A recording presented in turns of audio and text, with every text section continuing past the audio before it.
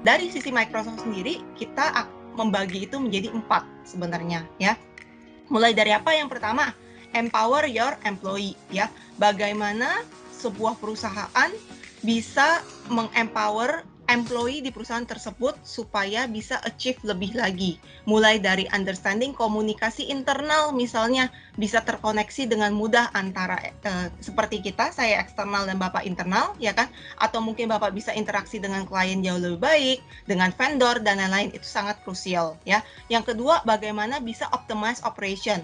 Mungkin segala sesuatu proses yang sebelumnya masih manual, Bapak Ibu, ya, masih menggunakan paper, masih menggunakan metode Excel mungkin bahkan ya, masih dicatat satu persatu. Bagaimana proses administrasi yang memang terlalu banyak itu bisa kita simplify, kita sebutnya sebagai optimize operation, ya kan? Ataupun juga engage dengan customer, ya. Untuk Bapak Ibu mungkin yang bergerak di bidang retail, B2C company, ya kan, yang memang itu juga bisa bagaimana kita bisa berinteraksi lebih deep lagi. Sekarang karena klien semua kalau memang bisnis modelnya retail, banyak kan purchase melalui online ya. Manufacturing juga kita nggak tahu nih demand yang tinggi nih sekarang apa, semua berubah ya kan. Bagaimana kita bisa tahu kebutuhan klien itu tergantung dari sisi sana ya, termasuk juga dengan bisnis atau industri yang lainnya juga gitu. Yang terakhir, bagaimana kita bisa transform produk kita semua ya. Produk itu adalah jasa Bapak Ibu, produk Bapak Ibu. Apakah produk ini yang benar-benar dibutuhkan?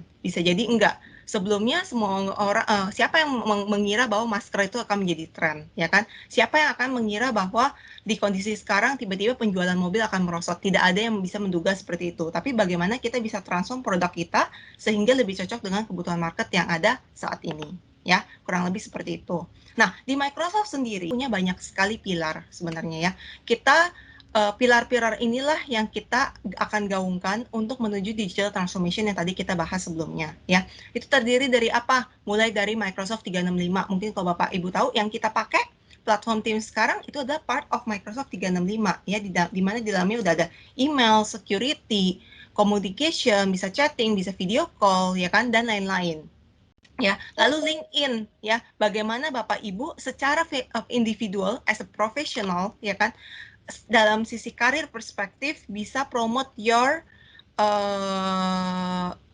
brand awareness ya di LinkedIn kita, itu juga ada ya.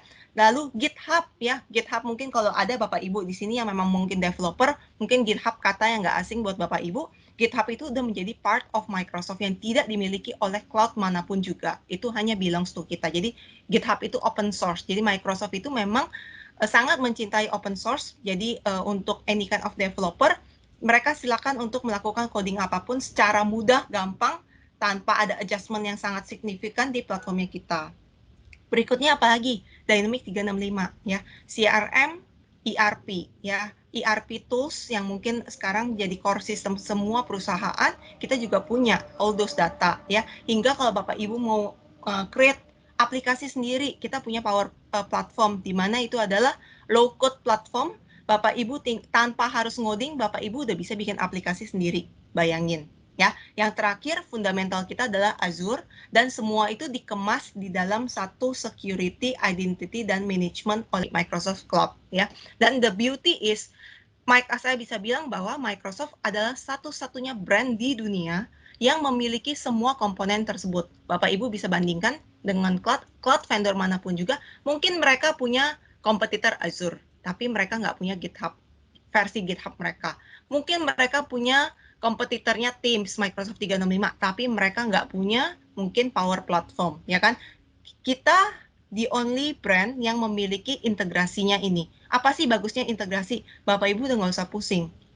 Pada saat Bapak Ibu menggunakan Microsoft Azure, itu akan dengan mudahnya bisa terkoneksi dengan Microsoft 365, Azure Active Directory atau Office 365 yang Bapak Ibu pakai ya. Jadi untuk segala macam email, domain itu udah terintegrasi, sudah diatur oleh Microsoft, tinggal di setting aja dari Bapak Ibu. Semuanya udah sangat seamless ya. Tujuannya apa? Untuk menuju yang tadi saya bilang, supaya data semua bisa integrasi satu dengan yang lainnya, tidak silo dan lainnya. Nah, tapi bagaimana Bapak Ibu mau memulai, itu mungkin berbeda-beda ya journey-nya semuanya. Nah, itu mungkin nanti kita bisa ada separate discussion perihal tersebut.